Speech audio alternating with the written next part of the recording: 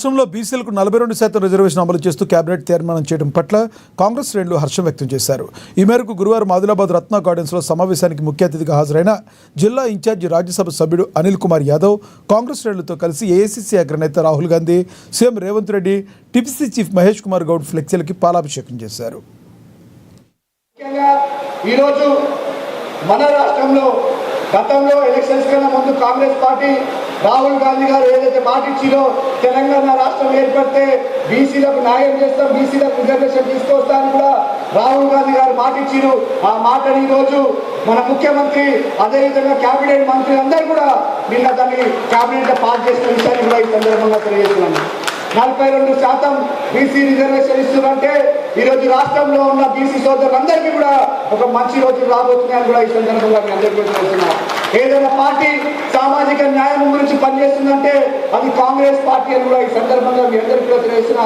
దానికి ఉదాహరణ ఎవరో కాదు, ఒకవైపు మన రాష్ట్రానికి ముఖ్యమంత్రిగా రేవంత్ రెడ్డి గారు పనిచేస్తుంటే పార్టీ అధ్యక్షుడిగా మహేష్ గౌడ్ గారికి పార్టీ అవకాశం ఇచ్చిందని కూడా ఈ సందర్భంగా మీ అందరికీ కూడా తెలియజేస్తున్నాను.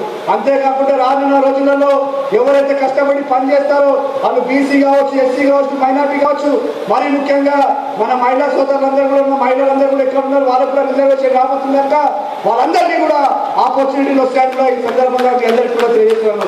మొన్న లాల్ బహదూర్ స్టేడియంలో బహిరంగ సభలో కూడా మన ప్రియతమ ముఖ్యమంత్రి రేవంత్ రెడ్డి గారు చెప్పిన మాటలు ఒకసారి మనం అందరం కూడా గుర్తుపెట్టుకోవాల్సిన ఉంది. రేపు ఈరోజు 119 నియోజకవర్గం ఉంటే రేపు 150 నియోజకవర్గం తెలంగాణ రాబోతున్నాయి. అందులో 50% మహిళలకు రిజర్వేషన్ వస్తుందంటే ఇక్కడ కూర్చున్న ఎంతో మంది మహిళలకు ఎమ్మెల్యే అవకాశం దొరుకుతాయని కూడా ఈ సందర్భంగా మీ అందరికీ కూడా తెలియజేస్తున్నాను. మనం అందరం కష్టపడదాం, ఎందుకంటే ఇది నిజమైన సమయం, కాంగ్రెస్ పార్టీకి కష్టపడే సమయం అని కూడా ఈ సందర్భంగా మీ అందరికీ కూడా తెలియజేస్తున్నాను. నేను మీ అందరికీ విజ్ఞప్తి చేస్తున్నాను. గుజరాత్లో జరిగిన సమావేశంలో తీసుకున్న నిర్ణయంలో భాగంగా పార్టీని సమగ్ర కింది స్థాయి నుంచి జాతీయ స్థాయి వరకు నిర్మాణం చేయడానికి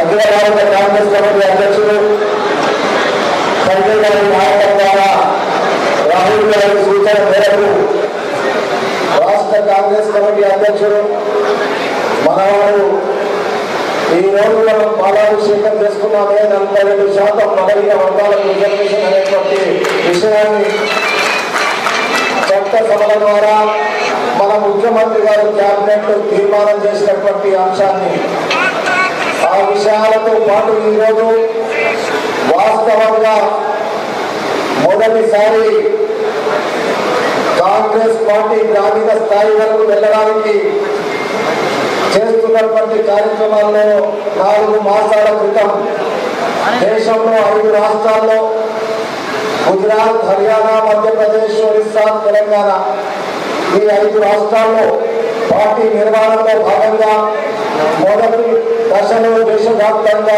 జై బాపు, జై భీమ్, జై సంవిధాన్ ఈ దేశంలో రాజ్యాంగాన్ని రక్షించడానికి తీసుకున్నటువంటి ప్రయత్నంలో